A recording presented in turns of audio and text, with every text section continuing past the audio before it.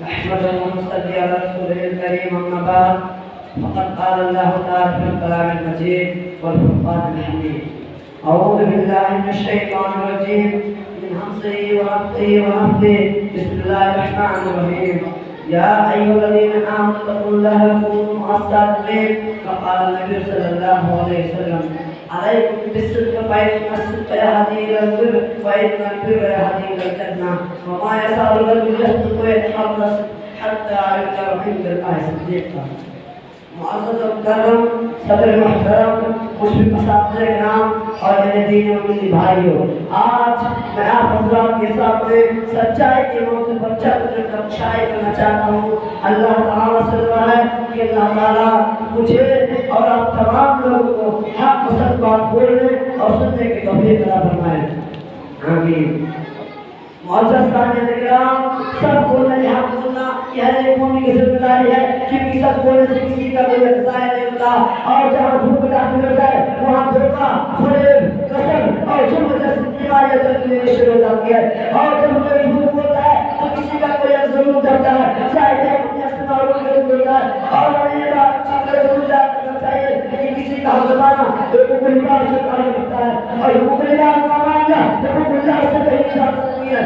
دنیا میں اپنے جب زبانی مکاری جگہ بازی چار بازی تک بھائی کے ذریعے سے لوگوں کے کچھ نہیں سکتے، مگر آخر میں اس کا ثابت آپ نے رکھ لیا۔ اسی بنیاد پر اللہ رب العالمین نے ہمیں کوئی کم کرنے بنایا ہے، ہم یہ قسم میں پڑے اور غور کرنے کی قسم کا خصوص دیکھ جاتے۔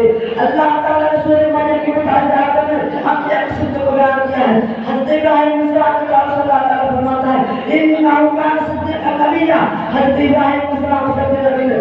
حضرت ابراہیم علیہ السلام کو متعلق اللہ تعالیٰ فرماتا ہے انہ کان صادق الوعد وکان رسولا نبیّا۔ حضرت اسماعیل علیہ السلام آنے کے پکے سچے نبی تھے۔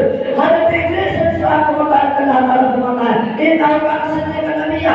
حضرت ادریس علیہ السلام نبی کو سچ بولنے والا نبی تھے۔ ان تمام آیات میں اللہ رب العالمین نے چند نبی کے حقوق کا بڑے مثال ذکر کیا ہے۔ وہ سارے میرے مسلمان تسلیم کرتے تھے، سچ بولنے کی شان تھی، صداقت کی پہچان تھی۔ چنانچہ جناب محمد صلی اللہ علیہ وسلم کی سیرت طیبہ کا مطالعہ کریں تو میری بات اچھی طرح معلوم ہوگی کہ جن کو سب آپ صلی اللہ علیہ وسلم کو مکہ کے باشندگان میں شادی کیا کرتے تھے، اپنے آقا رسول صلی اللہ علیہ وسلم کو پار کرتے تھے۔ اسی طرح جب آپ نے رشتہ داروں کو جا کے تحریر پیش کی تو آپ نے تحریر کے طور پر فرمایا اگر میں یہ کہوں کہ اس وقت کے دامن میں کوئی لشکر موجود ہے اور وہ آپ ہونے والی ہے تو کیا تم میری بات کی تصدیق کرو گے؟ لوگوں نے بہت سبحان اللہ کیا، کیوں نہیں؟ ماذا ربنا علیہ صدقہ، ہم نے آپ پر سچائی کا فضل رکھا۔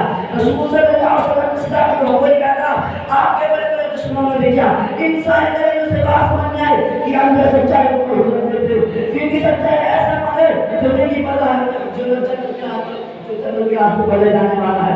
اللہ تعالیٰ اس وجہ سے سچائی علیہ کی قائد کام کو دیا یا ایوہ الذین آمنوا لا تکونوا مع الصادقین، اے مومن اللہ کا تقوی اختیار کرو اور سچ بولنے والے میں سے ہو جاؤ۔ کبھی کبھی سچائی اللہ سے بدلنے کا حکم دیتا ہے۔ اللہ تعالیٰ نے آپ صلی اللہ علیہ وسلم نے سچائی کو کرنے پر چلنے کو عادت فرمایا ہے، جیسا کہ بخاری مسلم کی روایت ہے علیکم بالصدق فإن الصدق يهدي إلى البر وإن البر يهدي إلى الجنة وما يزال الرجل يصدق ويتحرى الصدق۔ تمام مسلمان بھائیوں کو سچ بولنے کی تو تمام مسلمان بھائیوں کو سچ بولنا چاہیے، کیونکہ سچائی میں آپ ایک سکون ہے، سچ بولنے سے انسان اپنی جنت کی راہ پر جاتا ہے۔ معزز حاضرین، اسی لیے اسلام میں سچائی کی بڑی اہمیت حاصل ہے اور سچ بولنے کو اسلام نے کافی زور دیا ہے۔ آخر دعا کہ اللہ رب العالمین تمام مسلمان بھائیوں کو سچ بولنے کی توفیق عطا فرمائے۔